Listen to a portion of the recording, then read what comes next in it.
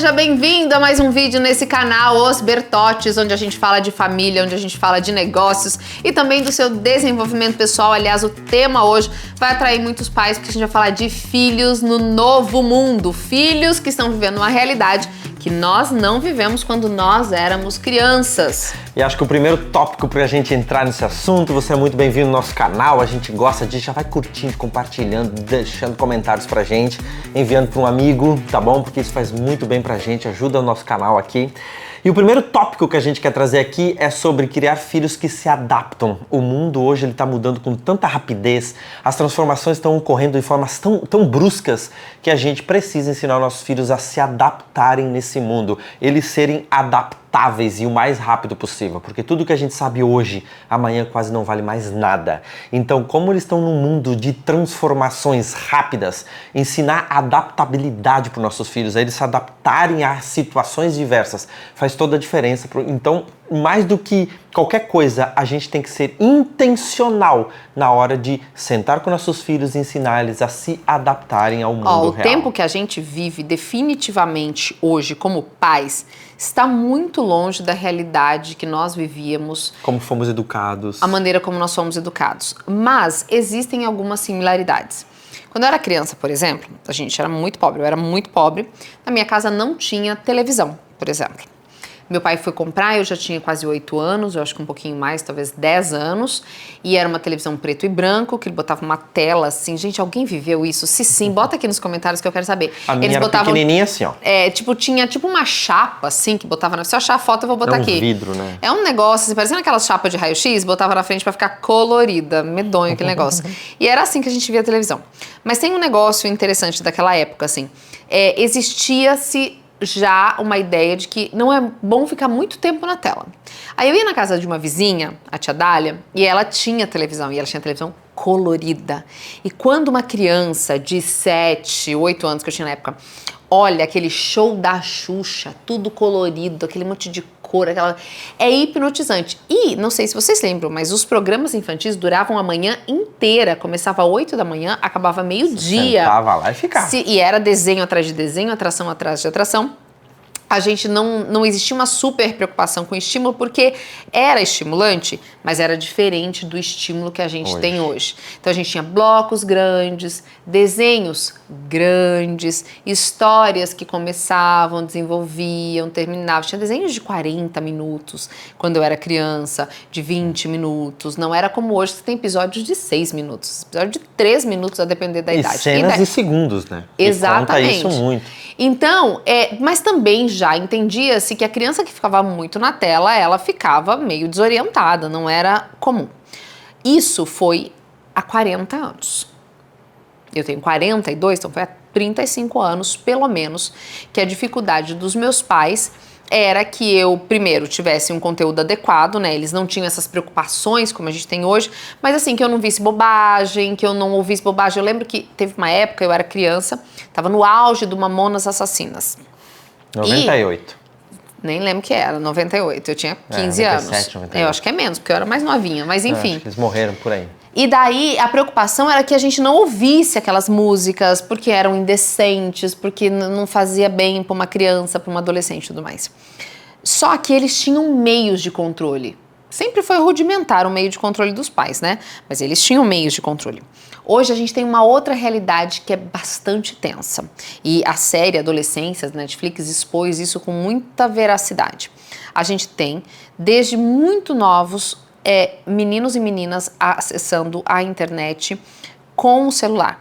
Crianças que crescem isoladas no quarto, pais muito ocupados, pais que, enfim, querem um tempo para eles porque estão exaustos. E dá uma certa até tranquilidade, você já continua o teu pensamento, para os pais, porque o meu filho tá ali no quarto, tranquilo, ele não tá na rua, ele não tá correndo perigo de ser atropelado, não sei o quê, tá aqui no quarto, só que o perigo aí é outro, né? Exatamente, é um perigo que eu não estou vendo, é quase que incontrolável. E os pais estão fazendo isso cada vez mais cedo. Os pais que não estão fazendo isso e estão preocupados, provavelmente são os pais que estão aqui com a gente nesse vídeo agora, que perguntam, como é que eu faço? Os tempos em que a gente vive não são tempos tão previsíveis como era há 30, 40 anos, quando nós éramos crianças. E os nossos pais tinham preocupações, mas eles também tinham uma certa previsibilidade. Era aquele filho que ia dar certo porque ia trabalhar, era aquele filho que, embora não fosse fazer faculdade, porque não dava, ia ter uma carreira, ia ficar 10, 15 anos, 20 anos no mesmo trabalho. A gente não tem por alguns motivos. Primeiro, porque a gente vive uma era de superestímulo, nós estamos todos viciados e hiperestimulados. Fato 1. Fato 2, talvez a carreira do seu filho nem exista ainda, porque o mundo está numa transformação extremamente rápida, numa espiral louca, descontrolada. Terceiro, a gente tem cada vez mais distanciamento do pensamento da nossa criança. Exato. Então, você tem que pensar aí que se você está criando filho para repetir o que você viveu, ou se você está criando ele talvez para aquilo que você nem imagina que ele vai viver. Nós temos que pensar nisso na hora que nós estamos educando nossos filhos. Por exemplo, não vamos deixar acessar nunca uma tela, sendo que o mundo está envolvido nisso hoje em dia. Ele sai para a rua, os colegas dele só comentam, nós estamos vivendo isso, né? Nosso filho tem 8 anos de idade, ele quer tela. E os amigos deles comentam do jogo tal, do jogo não sei o que estão na fase lá, que estão isso, que estão aquilo. Eles vivem isso, os colegas só comentam disso. Como nós nos adaptarmos agora? Claro, colocando tempo de tela, olhando o que eles estão fazendo, sentar junto e jogar talvez junto. Então nós temos 30 minutos de tela, é nada, dá até dó às vezes, né? E os meninos até zoam com ele, nossa, tem tela controlada. A gente tem que fortalecer a autoestima dele para ele entender que isso é bom para ele, porque os amigos fazem parecer que não. Ele voltou da praça, que nós temos uma praça em frente à nossa casa, chorando. Era umas 7 e pouco da noite, já era hora dele entrar, tomar banho, já estava até atrasado, porque os amigos disseram assim, a gente vai jogar, esqueci o nome do jogo agora, a gente vai jogar tal coisa. E aí ele disse assim, não, vamos ficar jogando futebol, porque eu não posso jogar e tal. Aí daí eles disseram assim pra ele, a gente não tem culpa se o teu pai não dá tempo de tela, a gente tem. E aí saíram... Se o tempo de tela controlado, a gente tem tela livre. Exato. E eles vão sair dali pra começar a jogar de noite, tipo assim... E daí o nosso veio chorando, porque ele não pode fazer isso. Então a gente tem que sentar, conversar, mostrar que aquilo é bom pra ele. Nem sempre a gente consegue, obviamente. Nem sempre ele se convence do nosso argumento. Quase nunca. Mas principalmente tá ficando algumas coisas na formação deles, as meninas não têm acesso ainda, né? Mas na formação deles, que é o seguinte, colunas de moralidade. Pra gente é muito importante educar a vontade da criança. Porque a gente faz o que a gente tem vontade de fazer. Eu, você, nossos filhos, a gente faz o que a gente quer fazer. Então, aquilo que a gente não quer fazer, aquilo que a gente não tem vontade de fazer, eu vou procrastinar, eu vou jogar pra lá e tal. Como é que a gente cria filhos que vão ter que mergulhar nesse caos? Eu gosto muito de um livro chamado Antifrágil, do Nassim Taleb, em que ele fala que a antifragilidade é a capacidade de se adaptar ao caos impossível de se prever. Porque o caos faz parte da vida humana. Os organismos vivos, as bactérias, tudo é envolto em caos. Então, o que você faz? Você estabelece colunas na formação do seu filho, educando a vontade dele, para que, na hora de podendo escolher, ele escolha o que é certo. E o que é certo é atemporal. Então, é certo a ordem, a higiene, a moralidade, é certo o respeito, é certo a autonomia. Então, tem coisas que são bobas, mas, por exemplo, ensiná-lo a cozinhar. Ensiná-lo a preparar a própria comida. Ensinar, por exemplo, que neste momento é essa comida que ele vai comer no almoço. Ah, mas eu não gosto de feijão desse jeito. Não, é isso que você vai comer hoje. Você está educando à vontade. Porque senão ele quer comer só batata frita. Ou conheço pessoas que as crianças comem, chegam para comer, elas sempre querem o que não tem. Aí vai lá a mãe correr fazer, não. Feito uma trouxa da família. Exatamente, não. Você vai comer isso aqui. Tem isso aqui hoje. A mãe, nós pelo menos, a gente tentou fazer algo com eles. Eles podem pedir o que eles querem comer. A gente tem vontade de comer algumas coisas, uma coisa óbvia, né? Mas eles podem pedir, só que sempre um dia antes. Então, quer macarrão? Pede que é geralmente hoje. O que eles querem. Pode ter macarrão. Eles sabem que tem que pedir um dia antes. Tem que pedir um dia antes, porque se eu não preparei macarrão e é 11h45 e a outra coisa está pronta, eu não vou fazer macarrão agora. Porque ele tem que entender que existem limites para a vontade dele. Já teve caso, aconteceu só uma vez, mas eu acho que foi bem educativo para os 3. Eu não quero isso aqui, uma das coisas. Então não coma. Ficou bravo. Não vou comer nada. Não coma. Quem vai ficar com fome é você. Só que é o seguinte, a próxima refeição é só no jantar. e passou a tarde sem comer. Aí tem a teimosia do outro lado e tem que você, porque é pai e mãe, você vai ter que sustentar o negócio. Aí na hora do jantar, morrendo de fome, aí Come se dá conta, coisa, come né? o que tiver, pede desculpa, entende, nunca mais teve. Mas ali é o peso de sustentar. Por quê? Porque você está educando uma formação. Essa criança, ela vai crescer e ela vai viver num mundo que não foi feito para ela. Que tá nem aí para ela, para as necessidades dela. O quanto você educou a vontade dessa criança para que ele possa resistir à zoeira, de não fazer a mesma coisa que todo mundo faz, a fazer o que precisa antes de fazer o que quer, de ter limites para o que quer, ao ponto de... Não, é muito disso aqui também. É legal um bolo de chocolate, mãe, pode fazer. Hoje eu vou fazer um bolo para eles, recheado, com chocolate, Muito com gostoso. açúcar, vou fazer tudo. Mas eles vão comer isso na sexta-feira à noite. Eles não vão comer isso no sábado, no domingo, na segunda, na terça, na quarta. Por quê? Porque eles precisam entender que até para as coisas que são boas, existe limite, senão elas não são mais boas. Uma coisa importante também é a gente focar na educação deles no que a escola não educa, no que a escola não traz. Porque a gente deixa para a escola educar, a escola não está educando, tem coisas importantíssimas. Quer ver uma delas? Autoconhecimento. As crianças precisam aprender a se conhecer, se autoconhecer. Por exemplo, nós temos uma filha, a Catarina, que ela se destempera com muita facilidade. Então, a filha do Rodrigo. A minha filha, né? Não é dela. Depois a gente conta sobre isso. Mas é verdade, é engraçado, porque agora que a gente tem mais conhecimento, a gente pensa assim, nossa, é igualzinho, porque o Bertotti, ele fica nervoso muito rápido, ele fica bravo muito rápido. Só que ele é um adulto. Então, ele tava tendo... Agora, antes de gravar... Mas eu fui me conhecer isso... antes de gravar o quê? Não, antes da gente gravar, ele tava procurando um comentário bíblico. E ele não lembrava o nome do autor. O Vini está aqui de prova, né, Vini? Como é que ele tava, Vini? Doido, mó brabo, do que eu chamei ele? Eita, tá. Por quê? Porque hoje, adulto, ele sabe que não dá pra bater o pé, que não dá pra chorar, que não dá pra sair esmurrando as coisas, porque ele não acha o nome do comentário dele. A Tatá ainda não sabe. Ele achou. A Tatá não sabe. Exato, e a gente tem que ensinar. Então, quando ela se destempera, eu não posso me destemperar, eu não posso ficar doido também, eu tenho que acalmá-la, eu tenho que mostrar pra ela que aquela atitude não precisa, que não é pra tanto, que não é pra exagerar. Situar, pra ela entender o tamanho daquele problema no contexto geral. Hoje mesmo ela queria brincar, a Fábio falou, acabou o horário de brincar, agora tem que se arrumar pra ir pra escola. Nossa, ela bateu o pé e chorou. Gente, era só terminar a brincadeira e tem que respirar. Mas a gente tem que ensinar o autoconhecimento. A gente tem que ensinar para as crianças a inteligência emocional, porque a escola ela só vai dar para eles conhecimento. Claro que tem alguma outra coisa que a escola faz, mas não é o foco. Inteligência emocional, entender as emoções, que às vezes a gente chora, a gente fica com raiva, às vezes a gente quer matar o fulaninho, a gente tem inveja, quer pegar as coisas dos outros.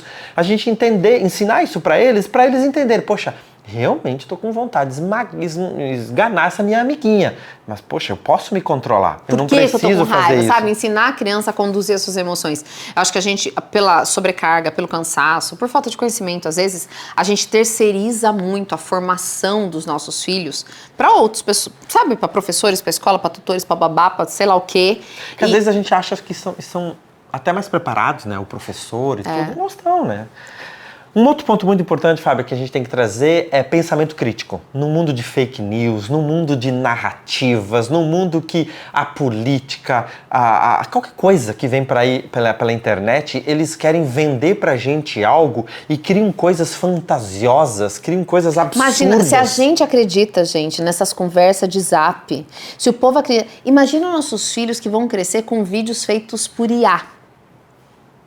Vídeos, vocês já pararam pra pensar? A gente já tem lei, já tem um monte de coisa porque existem movimentos e crimes acontecendo por fake news. Notícia, página falsa, Os nossos filhos vão crescer num mundo onde existem vídeos feitos por IA, onde a gente não vai saber se aquilo é de verdade, se é de mentira. Como é que a gente faz para essa criança ser um ser humano decente? Pensamento crítico. Ele tem que entender que, poxa, e o outro lado? O que estão pensando do lado de lá? O que os críticos falam sobre isso? Para isso a gente tem que ensinar eles numa coisa muito básica. Ler. Ler. Eu falo pro meu filho assim, ó, quem lê, manda em quem não lê. E ele, não, eu não quero ler hoje, não sei o quê. ele quer ser empresário. E aí a gente diz assim, ó, quem lê... E jogador de futebol e dono do mercadinho, porque Isso. todo mundo dá dinheiro pra quem fica no caixa. Exato. Mas assim, quem lê domina quem não lê. Tem que ler, é o básico. Lê. Um livro, 2 livros, 10 livros, 100 livros. Exercitar o seu cognitivo. Porque daí você cria esse pensamento crítico. Estão falando isso, mas é verdade. Porque hoje é muito comum as pessoas ouvirem o que elas gostariam de ouvir e acreditar. Mas é mentira! Está envolto em mentira, falou 99 mentiras e uma verdade, mas você realmente queria ouvir aquilo. E aí você leva aquilo como verdade. Então, pensamento crítico, resiliência. Mas outro ponto que a gente anotou aqui para dizer, Fábio, é que a gente tem que trazer para a educação dos filhos as conversas difíceis. A gente quer empurrar mais para frente. Quer ver uma delas? Sexualidade. A gente quer empurrar. Não, eu quero falar isso pro meu filho mais tarde. E vai que saiba agora, é desconfortável, vou saber explicar, não vou saber explicar, e se perguntar demais, e se ficar sexualizado antes, o nosso filho mesmo, que já tem 8 anos de idade, a gente começou a perceber que os amiguinhos já estavam falando sobre sexo. E ele, super ingênuo, vinha perguntando, papai, o que é isso? Papai, o que é aquilo? Eu fui pegando. O interesse na nudez. Exato. Que deu uma diminuída agora, né? Que bom. Passou a curiosidade. Mas eu na praça, perto dos amiguinhos, chegava e pegava uma frase a outra, eles estão falando sobre sexo. E eu não quero que o meu filho aprenda sobre sexualidade por outros. Eu quero que ele aprenda de mim. Claro que ele vai ouvir dos outros. Claro que os amigos vão falar. E os amigos vão falar até besteira, palavras que não é pra falar. Mas eu quero que ele ouça de mim. Ele saiba como que é feito filho, como que sai. E eu chamei um dia ele, né? A gente conversou, eu e a Fábio, a gente chamei ele no quarto antes de dormir, fui fazer ele dormir e eu falei, olha, eu vi que você estava conversando sobre isso, eu vi que um amiguinho falou tal coisa, você sabe o que é? Não, papai. E isso e aquilo, eu falei como que é feito as crianças. E ele ficou meio assim, achando Mas você estranho. e a mamãe fazem isso. Exato. E eu falei, e é bom? Sério que é bom, papai? Expliquei pra ele tudo. O contexto em que isso é feito, quando isso é feito, a consequência de se fazer o ato. Exato, fui explicando pra ele. É uma conversa difícil de a gente ter, mas a gente precisa deixar claro. Por quê? Quando um amiguinho for falar, ele vai dizer, não, eu já sei, meu pai já me explicou. Aí ele fica com a autoestima boa, ele não precisa ficar ouvindo coisinhas, porque ele sabe, nem precisa falar desse assunto. Até assunto. porque nessa idade perde até o interesse, uma vez que matou a curiosidade do processo. Exato, não sei como vai ser com as meninas, ainda não chegamos nesse ponto. Né? Esses dias a gente estava andando de carro para casa dos meus pais, e aí não sei como entramos nesse assunto. E as meninas queriam saber alguma coisa de como bebê. Como é que os bebês iam parar na barriga? Isso, como é que os bebês pararam na barriga. E a gente falou, Teodoro, explica para elas. E ele fez de uma forma tão linda que não contou, né? A gente ficou emocionado. Ele não contou, começou a falar de beijo, de abraço, de mamãe, papai, e o neném entrava na barriga. Então assim, mas a gente viu e dando uma piscadinha, tipo assim, elas não vão entender tudo, né, pai e mãe? Exato, eu vou contar como elas entendem. Mas foi lindo, porque a gente não explicou pra ele, não falou como que ele devia falar, mas ele explicou assim, eu não posso contar pra elas ainda, então deixa eu criar uma coisa na minha mente aqui que elas vão gostar. E elas se saciaram, foram embora, mais pra frente a gente vai entrar nesse assunto. Mas sabe, linguagem apropriada, não fuja desses assuntos com seus filhos, traga esses assuntos pra mesa, seja na refeição. E muitas vezes você vai errar, não tem problema você errar, é importante que seus filhos vejam que você erra, que você conserta, que você recomeça, eles entenderem que vocês não são perfeitos. Eu acho que um dos grandes fetiches dos pais é parecer perfeito diante dos filhos, como se não ser perfeito fosse um demérito. Não, a humanidade é isso, é você tentar, você falhar, você pedir desculpa, filho, desculpa, mamãe se exaltou, mamãe gritou, não foi legal, eu tava assim, assado, me perdoe, para que eles entendam que esse é o processo de reconstrução das coisas que a gente destrói. Exato, errar diante dos filhos é ensinar com verdade.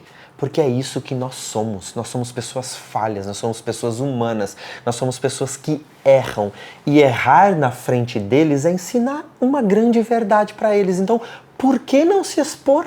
Por que não ensinar com erro? Peça perdão, peça desculpa, dá um abraço. O papai errou, o papai não precisava ter feito isso, o papai exagerou, mas eu vou melhorar, não vou mais repetir isso. Poxa, ele aprende assim, vou também perdoar. Vou também me expor, vou também... É lindo ensinar com o próprio erro que você cometeu.